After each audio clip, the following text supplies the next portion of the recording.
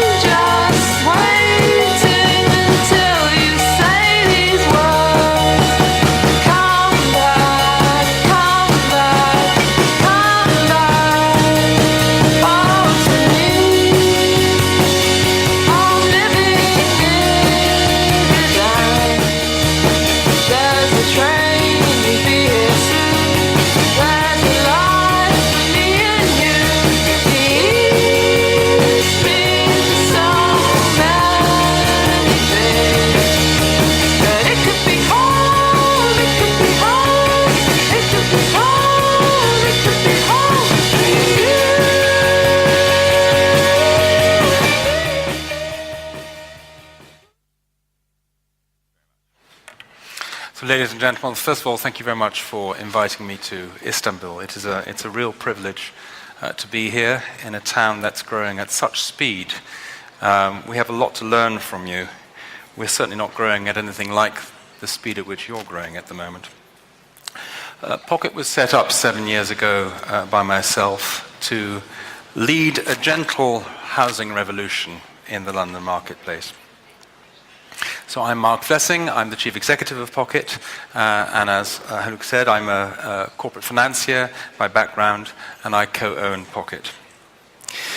Our gentle revolution in housing in London with Pocket is about creating a very single-minded product and to create a new approach to affordable housing. It's designed for a very specific market segment, and we work closely with local authorities and the Mayor of London to deliver it. We build on infill sites that otherwise would not deliver any affordable homes. And I will take you through how we do that as we go through the presentation. It's really important for us all to just recognize that the world has changed. People stay single longer, or indeed forever. 70% of household growth in the UK in the next 15 years is going to be singles and couples, not families. And these people want to own a home before they start thinking about having a family. And one-bedroom apartments in central urban locations is in very high demand. And in London, we're not building anywhere near enough of them. People also think more about sustainability, and your previous panel did discuss how you make buildings more green. There's, of course, nothing greener than a compact, high-density development of one-bedroom flats, which bring people who otherwise have to commute for an hour and a half, 2 hours into the center of town, bringing them much closer to their place of work, the point at which they only have a half an hour commute, say, to their work. That in itself is environmentally a much more sustainable building. So people like smaller spaces that need less heating, no car parking, and that may give them a greater sense of community. The problem is, whilst the world has changed, housing policy hasn't. I give you the typical 1960s, 1970s housing policy, planning policy officer. We still have them in London, walk around like this, and they wear sandals, and they are very strange people indeed. I want to talk about why we got into the mess that we got into in housing in the UK. And I'm going to do that anecdotally by going through history. Between 1950 and 1979, we were essentially operating a triangular form of politics. If you wanted to be a politician, you had to have been to one of the top universities, and you would be sitting at the top of society, and your job in life was to look after a safety net at the bottom of society. If you were a right-wing politician, your safety net was to look after the farmers. If you were a left-wing politician, your safety net was there to look after the workers in the factories. Essentially, it was a very basic political model, and that's how we ran our system. Housing, as a result, became a very polarized discussion between the haves and the have-nots. And the politicians would make sure, whether they were from the left or the right, that the safety net would look after the have-nots by providing a fairly large quantity of social housing.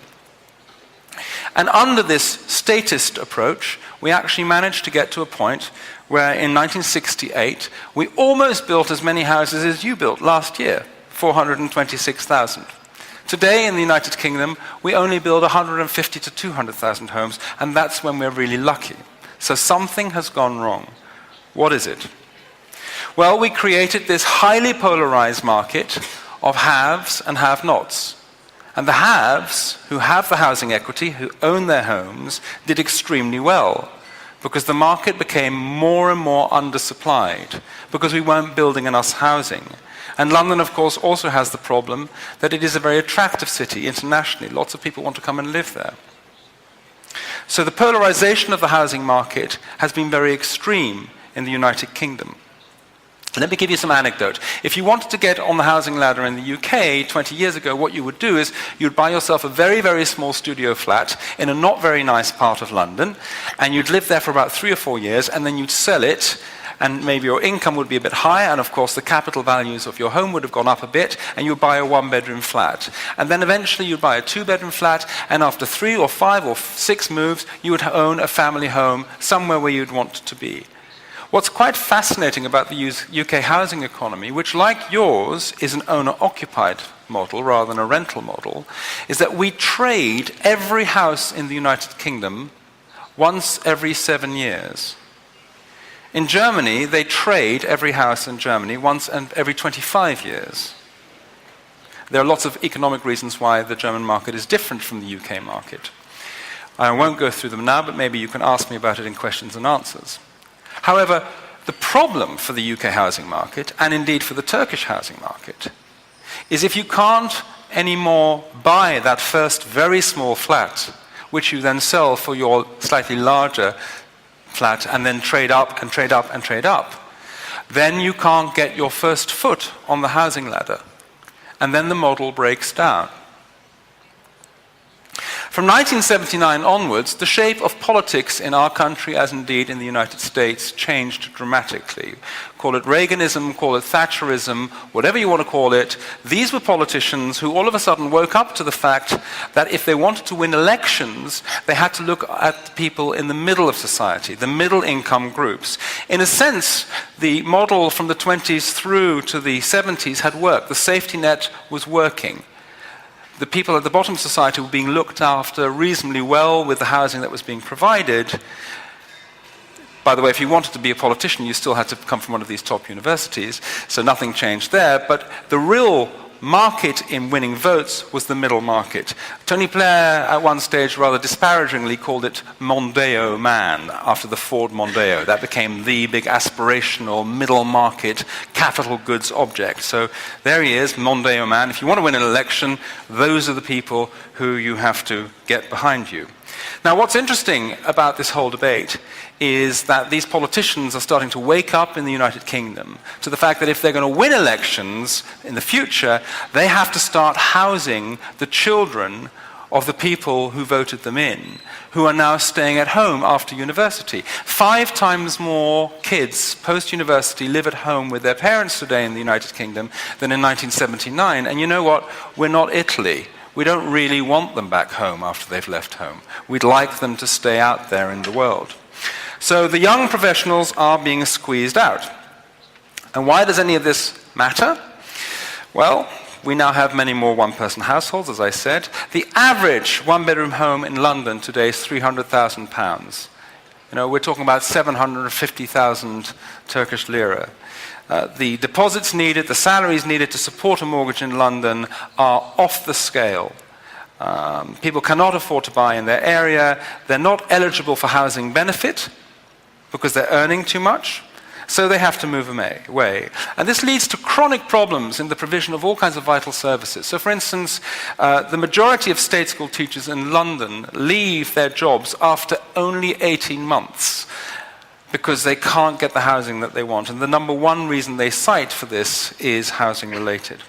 So starter home buyers need to be protected from the worst ups and downs of the housing market. Housing equity should not become a lottery. And this is even more crucial to growing cities like London because cities are crucial to a country's economic success. There are some extraordinary new statistics floating about. There's a whole new professional academic trade going on in analysis about city. If you haven't bought it yet, buy Edward Glazer's book, The Triumph of the City. It was published in 2012. It's got every stat you could possibly want to bore your friends at a dinner party. 80% of US GDP takes place, wait for it, in 30% of the biggest cities. Okay?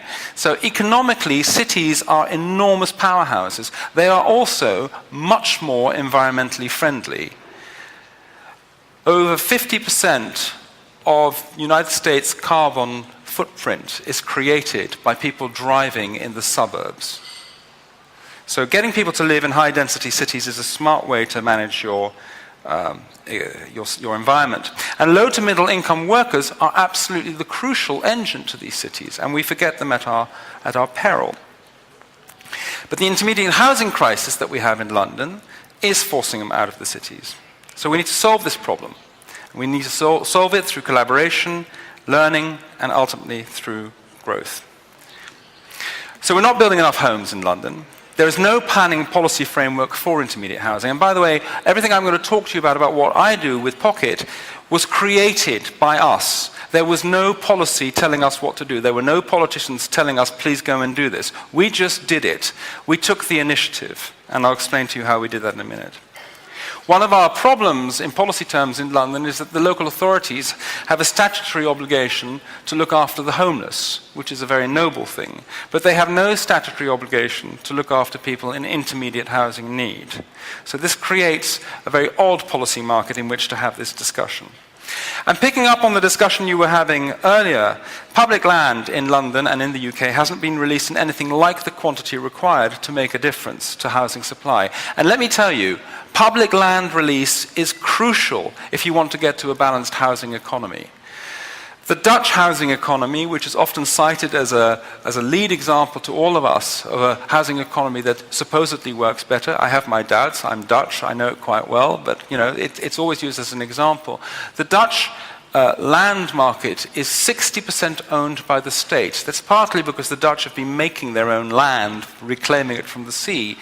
But the knowledge that the state has in where its land assets are crucial to them focusing the planning and ultimately the housing outputs that are created in Holland. When I asked the mayor of London a couple of years ago how much public land was in public hands, in public authority hands in London, he couldn't give me the answer to that.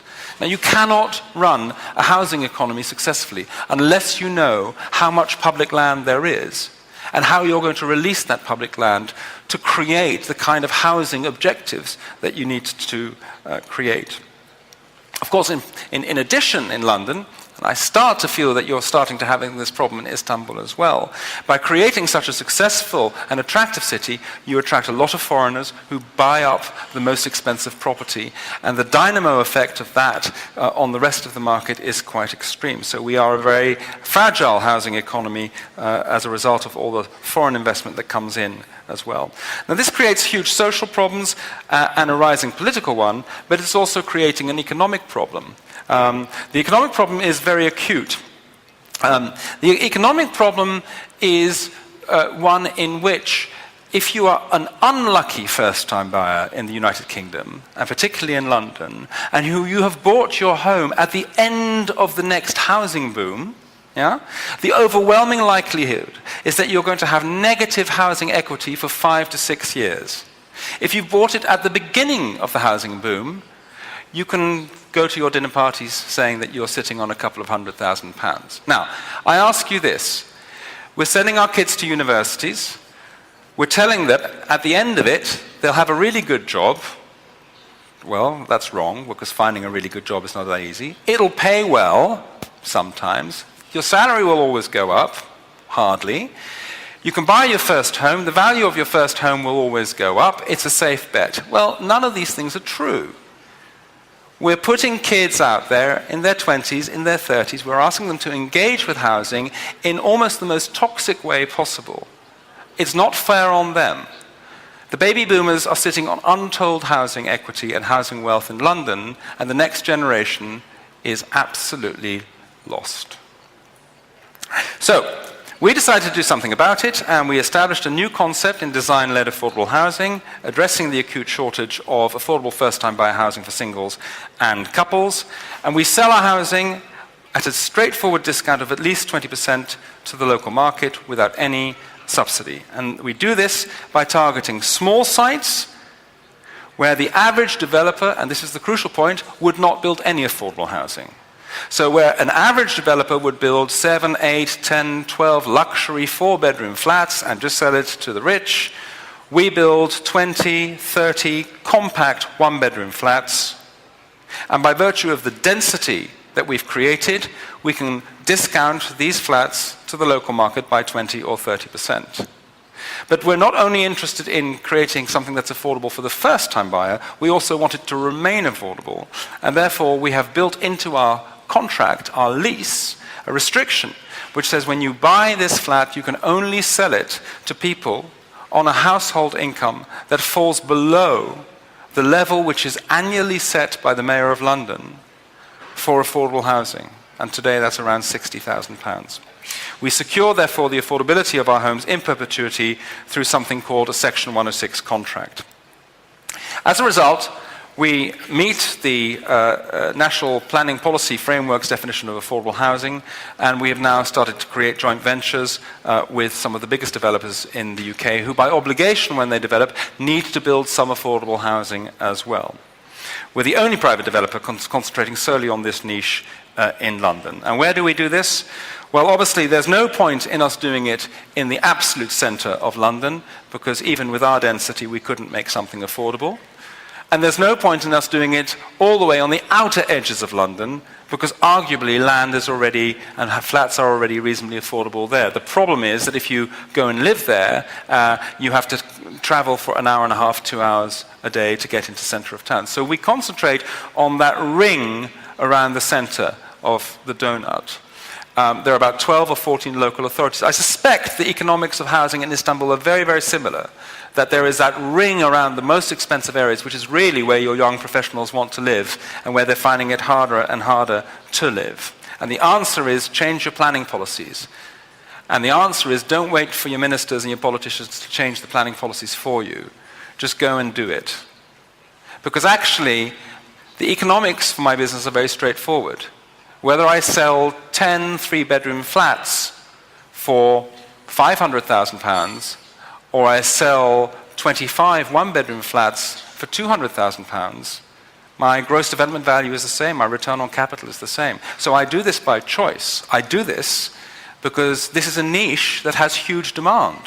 And when some private developers turn around to me and say, you're really stupid because life is so much easier when all you do is build and sell 10 or 12 or 15 really expensive flats. There's always demand for that. I remind them that 4 or 5 years ago, they couldn't sell their flats because we had a crisis in the housing market.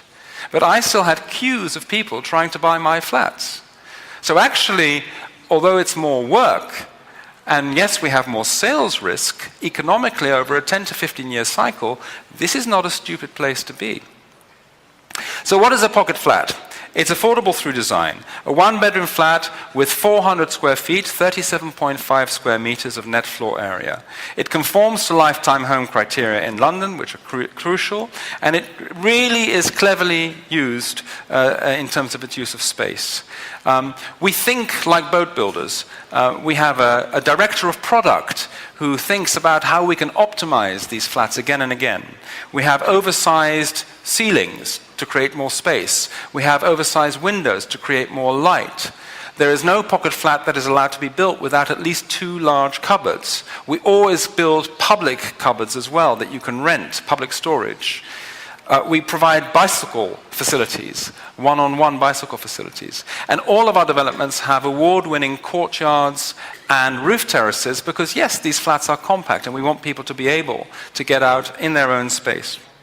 They're very well located for public transport. We include car clubs, which I'm very happy to talk about.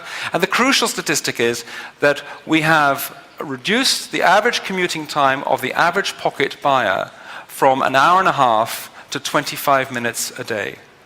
These people are a lot healthier, they're a lot happier. But we're also creating communities. We're creating inner communities of wholly owned buildings. The residents manage their own freehold. They have informal communal areas, as I just described. And we're digitally social. All of our buildings are networked. They all have Wi-Fi. They all have a means of communicating with each other, but also with us and with the managing agent. The outer community is crucial as well. We make sure that we diversify the mix of housing where we put these buildings. It's very interesting. For us, the best bits of London are in the most expensive areas where there's a lot of social housing. Because when there's a lot of social housing, it means that the land prices are lower. Yeah? So we go to the most central parts of London where the land prices are low. Well, as a result of us building these buildings in those areas, we're bringing singles and couples who go to work every day in areas with very high unemployment. So we're actually doing something quite important for mixing the community in the area. And we're raising the value of the other homes in the area as well. This is what a pocket flat looks like. I can talk about it for hours, but I won't. But as you see, it's compact, it's well designed. The motor of it, by the way, is the front door. If you put the front door towards the middle of the flat, you don't need an unnaturally long corridor to get to the third room. If you put the front door on the side of the flat, you will get to a circulation to living space ratio of over 15% often. It's stupid. Think about where you put your front door. It really saves space. We've completed 6 developments so far across London.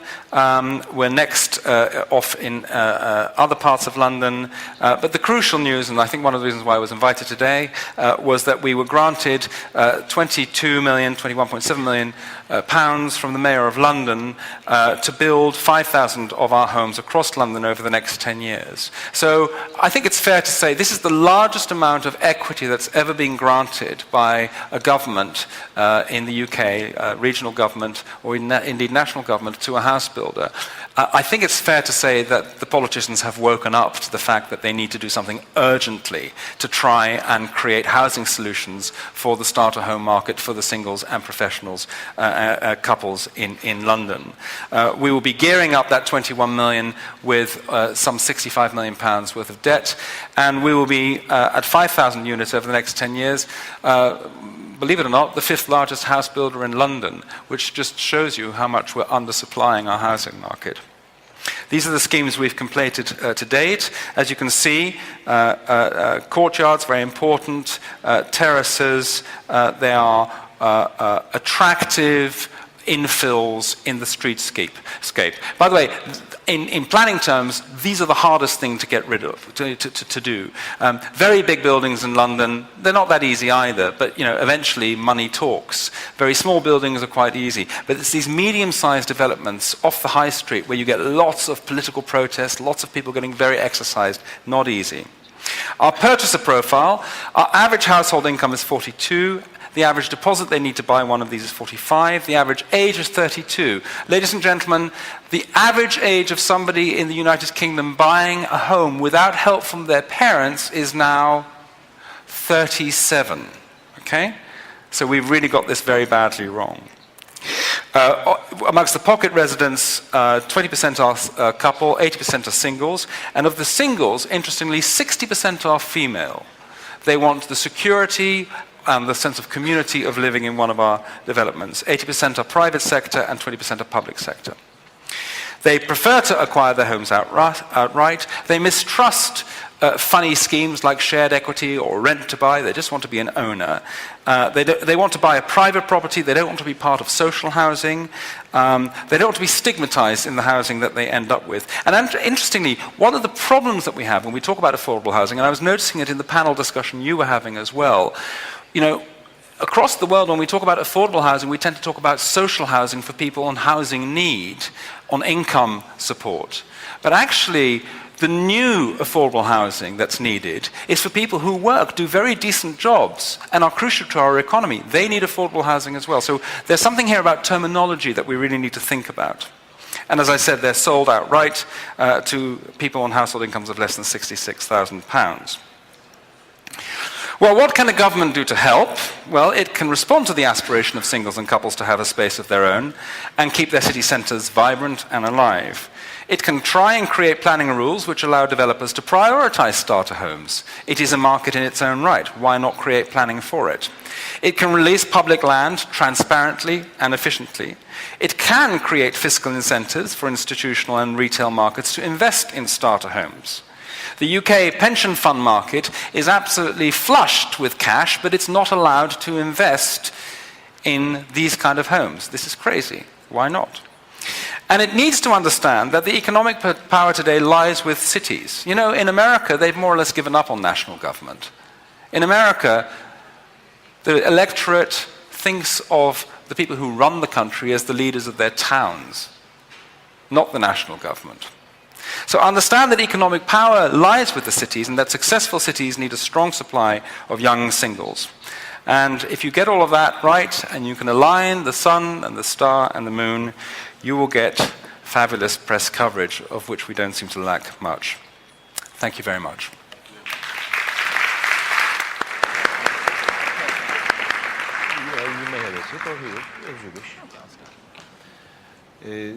Thank you very much, Mark.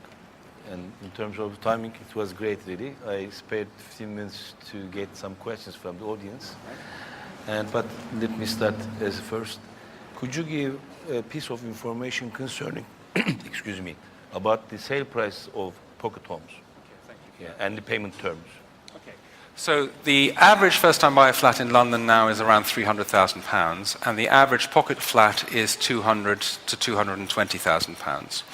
Within the plans of the Mayor of London, he sets annually the household income below which he thinks there should be affordable housing solutions. So he says people on a household income, let's say, of £60,000 a year or lower should be able to get some help.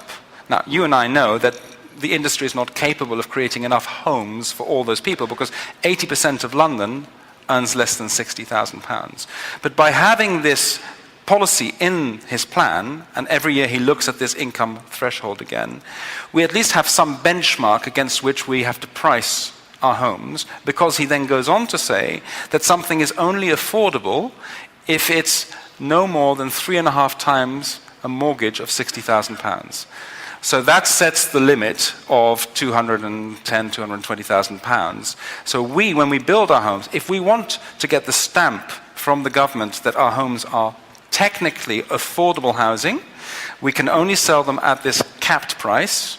Even if the local market would be 300,000, we sell them at 200, and in fact it's now 30,000 pounds. And when you sell, you wouldn't be eligible, by the way, but when we sell, we have to get a certificate. You have to get a certificate from me, the administrator, that the person you're selling it to also has his household income that is below that level. And that's what keeps it affordable. Thank you very much. How do you provide the land?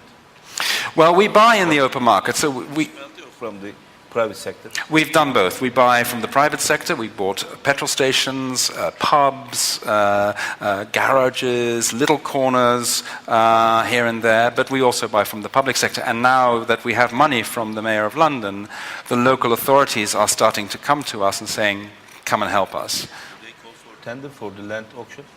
That's a very good question.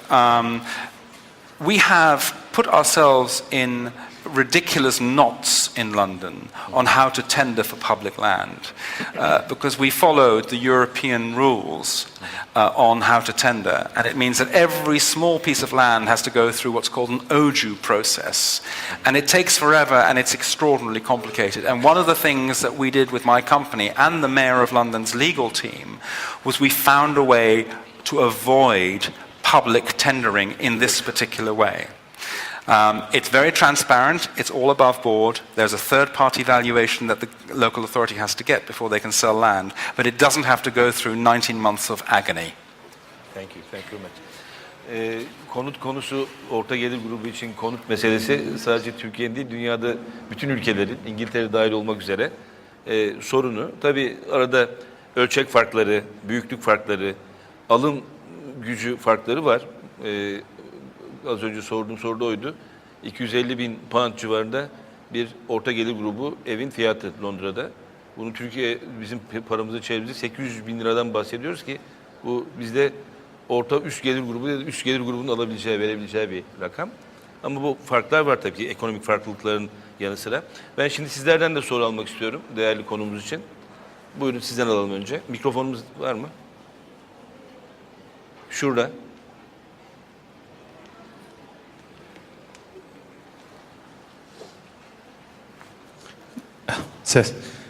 Teşekkür ederim Deniz Öner Mimar. İki sorum olacak. Birincisi Heathrow Havaalanı'nın kapatılıp yeni havaalanı yapılması düşünülüyor Londra'da. Bu yeni dönüşümle ilgili sizin planlarınız var mı? Bir de Hyde Park ve Regent's Park'ta konut yapmayı düşünüyor musunuz?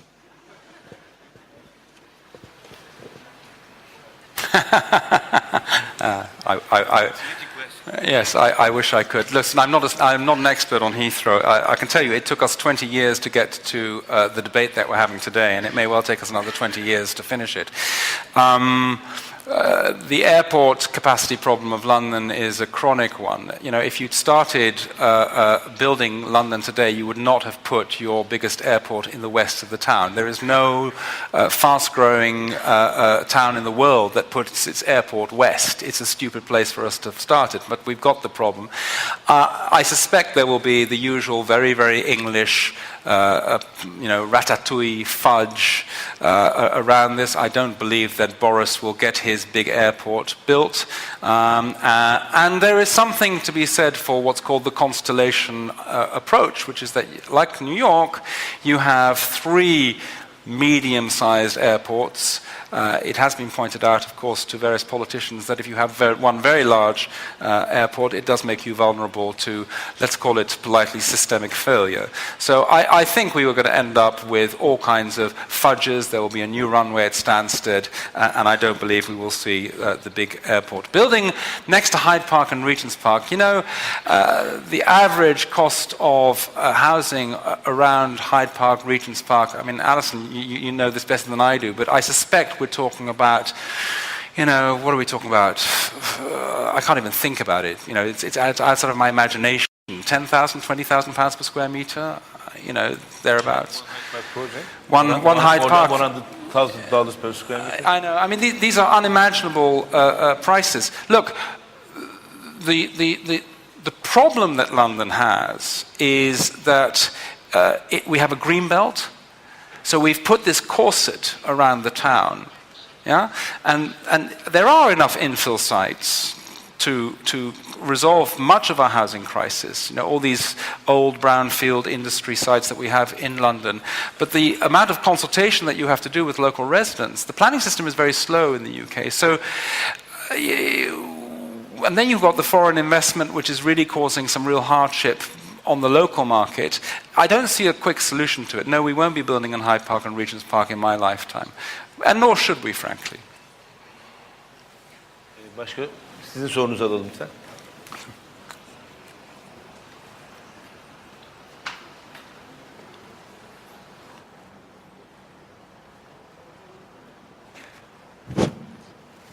Acaba bahsettiğiniz binaları yaparken Ateş Öntuna Koray İnşaat.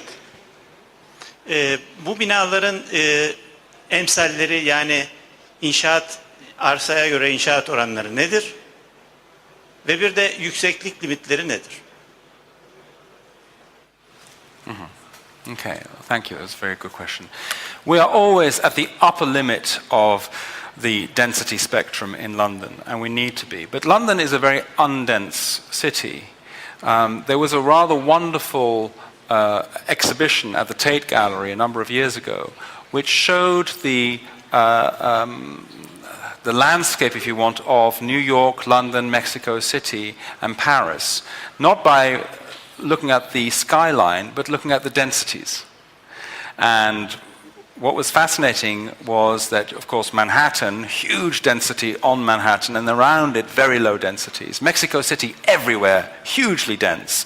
London, pretty low densities, except for Canary Wharf and Kensington and Chelsea. So one of the things that we're pushing hard on is density, and in the planning system that we have, the closer you are to big transport nodes, like underground stations, the higher the density you can assume. So we are operating at about 800 HAB rooms per hectare, 1,000 HAB rooms per hectare, which is about 3 times higher, twice as high than an average developer would get away with. So yes, we are pushing the densities quite heavily. But you know, even if we push the densities heavily, we will still not actually be densifying London very greatly. There's a mindset problem in London about densities, and we need to move away from it. Tall cities are smart. There's nothing wrong with tall cities, and we need to start getting tall cities. Paris has become a nonsense. You know, the conservation market in Paris has now, you know, ossified and refrigerated. You know, it's frozen, this city centre. Nothing can move because you're not allowed to go even half a metre up, and these buildings can't be touched, and they're sacrosanct, and they're sort of cultural objects. And so, you know, you get enormous imbalances in the housing market in Paris as a result. Not in the least the fact that the poor all live around it in very high density buildings which are not working. So I think there is a lot for us to learn from what you're doing here, because I think what I'm seeing is that you're mixing your densities much more intelligently than we are. So next time I'm going to bring lots of people here to come and study what you're doing. Son bir soru daha alalım. Son 3 dakikamız. Buyurun sizden.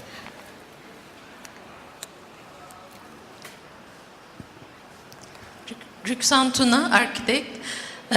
You said in your speech that pocket houses comply with the sustainable houses, code level 3. What does it mean in terms of energy efficiency, indoor air quality, and water consumption?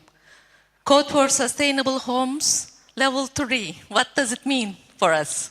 I always worry when people ask me these kind of questions, because I can't give you the whole technical list. Alison can, and she will give it to you later on in her speech. The highest coding that we have in the building sector in the UK today is code level 5 or even 6A. And I think it's code level 5. Code level 5 is passive house standards. You're meant to be carbon neutral. At code level 3, you're you're not doing a huge amount other than building reasonably intelligent, well-insulated buildings. But code level 3 is the average. Code level 4, you're starting to put in photovoltaics, maybe ground source heat pumps. So we have these different scales. The truth of the matter is that the planners would love, of course, for us to be building code level 5 everywhere, but they're not getting it. And the reason why they're not getting it is because the viability calculations don't allow for it. And it's very interesting to observe since Kyoto, you know, after Kyoto, the politicians got very excited about us doing more and more greener building, more and more environmentally sustainable buildings, and now they're sort of going, just get on and build. So, interestingly, the environmental agenda in the UK housing market has dropped off quite a bit in the last 2 or 3 years. But that is because we have this chronic supply problem.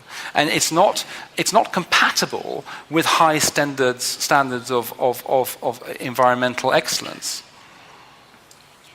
One last question from me. Can I be your eligible client, home buyer, from your next Hammersmith or Fulham project? Sadly, no. I suspect you earn more than 60,000. I suspect you've already got a mortgage, so no. Değerli konuklar, Mark'ın son derece güzel sunumundan, verdiği faydalı bilgilerden ortaya çıkan anahtar kelimeleri özetleyerek paneli bitirmek istiyorum. Güvenli, ekonomik, yenilikçi, ölçeklenebilir, sürdürülebilir, kent merkezi, katılımcı, ortak yaşam alanları, tasarım, kullanışlı, genç profesyoneller için konut geliştirme. Bu sunumun ana başlıkları ya da içindeki anahtar kelimeleri. Bunları sizlerle paylaşmak istedim. Panelimizi burada bitiriyorum. Mark'a çok teşekkür ederek. Thank you very much. Thank you. Thank you. Bir 15 dakika kahve aramız var. 15 dakika sonra tekrar görüşmek üzere.